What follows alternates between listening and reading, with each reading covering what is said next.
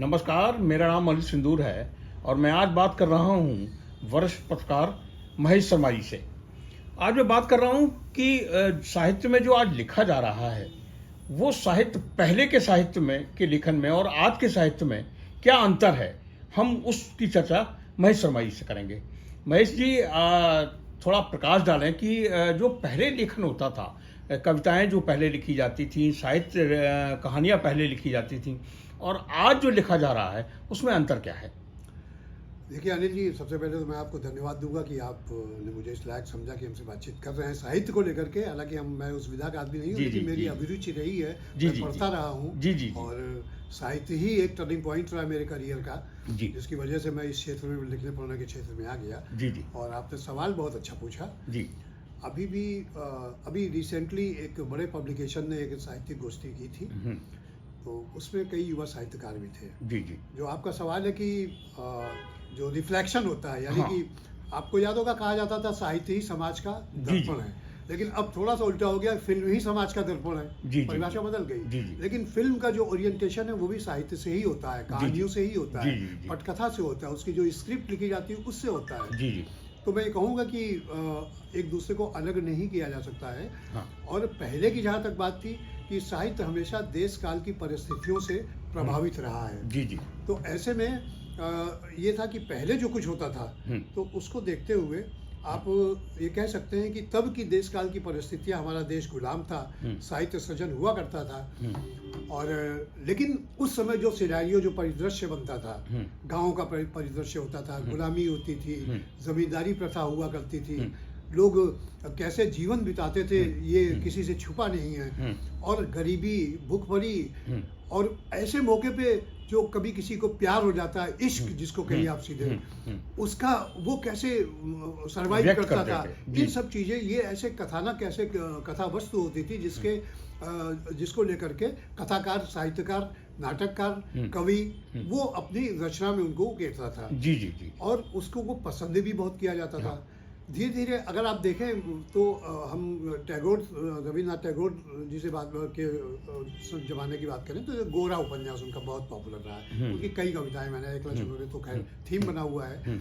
और शरद बाबू, बंकिम बाबू, ताराचंद बंदोपाध्याय, मतलब ऐसे कई राइटर्स हैं जिन्होंने क्षेत्रीय भाषा में, यानी बांग्ला भाषा में साहित्य लिखा। लेकिन उनका जब अनुवाद हुआ तो उन्हें पूरे नेशनल पैनोरामा में जाना गया, राष्ट्रीय पटल पे उनकी पहचान बनी। वो सिर्फ हिंदी की वजह से बनी। अगर अनुवाद ना होता तो शायद वो वहीं के वहीं सिमट के रह जाते। बस वही मैं महेश जी जानना चाहता था कि जो पहले लिखा गया, जो साहित्य में गूढ़ता थी, जो साहित्य लिखा गया वो बहुत गहन अनुभूतियां देता था।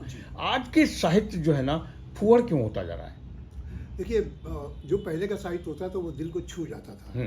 आप जो आप पढ़ते हैं तो आपके मस्तिष्क पटल पर एक परिदृश्य बनता जाता है। बिल्कुल। अगर कोई नायक या नायिका या खलनायक उस साहित्य में कोई ऐसा भी कैरेक्टर है, उसको आप पढ़ रहे हैं तो एक आपके दिमाग में आकृति घूम जाती है और आप समझिए एक तरह से जीवंत हो उठते हैं उसी समय। वो साहित्य आपको जीवंत कर देता है और उसकी धारा में आप बहते हैं। और उसी सोच का अगर उसमें जुल्म ढाए गए तो आपको लगेगा कि आप क्रांतिकारी हो जाएंगे, जुल्म को समाप्त करने की दिशा में बढ़ जाएंगे।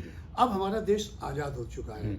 हम ये कहिए कि सिटीजन की बजाय नेटिजन्स हो चुके हैं। मेरा मतलब है कि नेट के आने के बाद, इंटरनेट के आने के बाद, गूगल के आने के बाद, तो जो इंफॉर्मेशन टेक्नोलॉजी का विस्फोट हुआ है, इसका असर जो है साहित्य पर भी पड़ा है।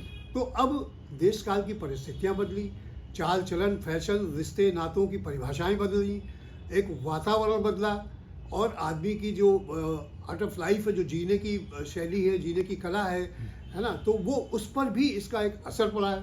तो आदमी वही पढ़ना चाहता है ज़्यादातर जो उसके आसपास गुजरता है। तो हमारे आसपास क्या गुजर रहा है? आपके पास इतनी साइट्स है कि आप मोबाइल हाथ पे लिए हुए जिससे आप शूट कर रहे हैं। और अगर ये ना होता, इंफॉर्मेशन टेक्नोलॉजी और ये टेक्निक ना होती तो हम आप यहाँ बैठ के थोड़ी बात कर रहे होते। आपके हाथ में कागज होता, मैं बैठा होता, आप लिख रहे होते, कहीं छाप देते। या मैं बैठा होता, लिख रहा होता, आपका इंटरव्यू कर रहा होता, मैं कहीं छाप देता। इससे ज़्यादा हम बहुत ज़्यादा प्रसारित नहीं कर सकते थे। लेकिन इसके माध्यम से हम ग्लोबली प्रसारित करते हैं। तो जो कुछ हम इसमें देखते हैं उसका भी हमारे दिमाग में असर पड़ता है। तमाम ऐसी स्टोरीज, तमाम ऐसी वेब सीरीज हैं जो आपको आइडियाज देती है, आप उन आइडियाज को लिफ्ट करके उसके अकॉर्डिंगली आप साहित्य रचते हैं। तो ये स्थितियां, लेकिन इसके बाद भी कुछ ऐसे साहित्यकार हैं जो अपनी परंपराओं में आज भी जी रहे हैं। वो बात अलग है कि सामाजिक स्थितियां हमारी वैसी पहले जैसी नहीं है, काफ़ी बदल चुकी हैं, हम संपन्न हो रहे हैं, लेकिन जो हमारी पौराणिक गाथाएं, हमारी धार्मिक स्थिति है, जो हमारे पौराणिक चरित्र हैं, भगवान राम का है, शिव का है, ब्रह्मा विष्णु, अनगिनत है, और उन पर जो लिखा जा रहा है, असीम त्रिपाठी बहुत बढ़िया लेखक है, मैं उनको पढ़ता हूँ, मैंने पढ़ा है उनके साहित्य को। मैं एक, अगर आप इजाज़त दें तो मैं एक लाइन में एक बात बोल दूँ। जी जी बिल्कुल बिल्कुल। एक पॉलिटिकल पार्टी है, उसका नाम है सुहेल देव, भारत समाज पार्टी, ओम प्रकाश राजभर उसके अध्यक्ष हैं।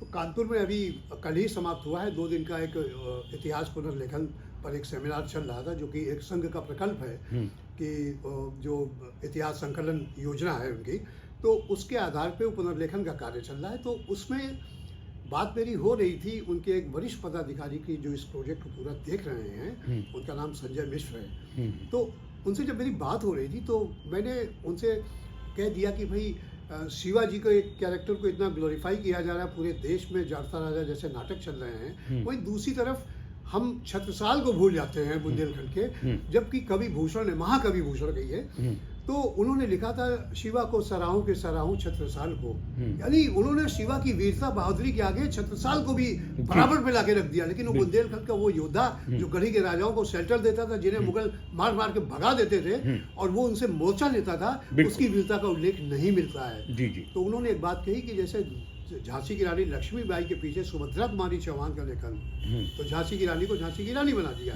छत्रसाल के पीछे ऐसा कोई साहित्यकार, कवि, कोई ऐसा नहीं आया जिसकी वजह से छत्रसाल को इतनी लोकप्रियता मिले। उसके बाद भी जो छत्रसाल का जिक्र आता तो बड़े सम्मान और बहादुरी से लोग उसका नाम लेते हैं। फिर उन्होंने एक बात और कही कि जो चरित्र हमको प्रभावित करता है हम उस पर जोर देते रहते हैं। तो जब ये सुहेलदेव की बात आई, जो कि पूरब के बहराइच का की तरफ, और राजमगढ़, ये जो श्रावस्ती, ये श्रावस्ती के राजा थे, तो ये पूरा था। तो जब सुहेलदेव की बात आई तो उन्होंने कहा कि, उन्होंने जिक्र किया कि ये 11वीं शताब्दी का मामला है, और गजनी का एक भांजा था जो कि सिपहसालार था उनका, उसका नाम गाजी मियाँ, पूरा नाम मुझे याद नहीं आ रहा, गाजी मियाँ करके फेमस था, उनकी दरगाह भी है बहराइच में।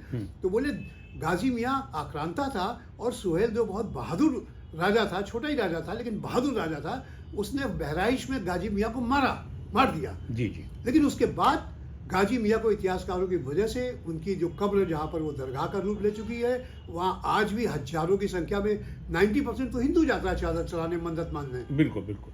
और सुहेलदेव की जन्मतिथि हम मनाते हैं, उनका जन्मदिन मनाते हैं या पुण्यतिथि मनाते हैं, तो उसमें हमारे 50-60 लोग भी जुड़ जाए तो बड़ी बात है। तो हमारा जो नजरिया, इतिहासकारों ने जो हमारा दृष्टिकोण डाइवर्ट कर दिया उस तरफ, हम उससे लड़ रहे हैं। हमारे लिए सुहेलदेव मान्य है क्योंकि उसने हमारे हिंदुओं की लड़ाई लड़ी। खैर, ये उनका एक अपना नजरिया था।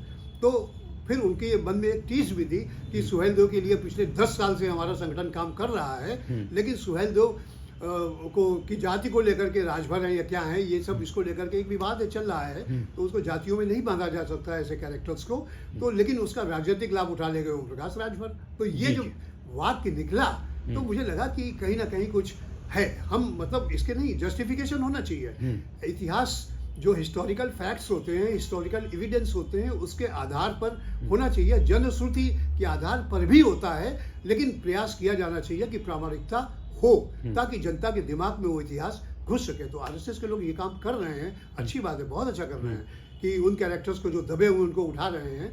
तो ये कहने का मतलब ये है कि जो ये साहित्य भी लिखा जा रहा है, ऐसा नहीं है। जी जी। और जिस साहित्य की तरफ आप जिक्र कर रहे हैं, फुहरता की तरफ, ये खुलापन है। हमारी सोसाइटी का आज बहुत बड़ा खुलापन है। आज हमारे आपके घर में हमारी आपकी बहू आती है तो वो सलवार कुर्ता पहनती है, हमें कोई प्रॉब्लम नहीं है। अगर वो जीन्स और टी शर्ट पहन के अपने हस्बैंड के साथ, हमारे बेटे के साथ चली गई तो कोई दिक्कत नहीं। किसी पार्टी में उन्होंने कोई कैसे परिधान पहन रखे हैं, उसमें भी हमें कोई दिक्कत नहीं। वो जीन्स टी शर्ट में बच्चे को गोद में लेकर के भी चली जाती है, पहले ऐसा नहीं था।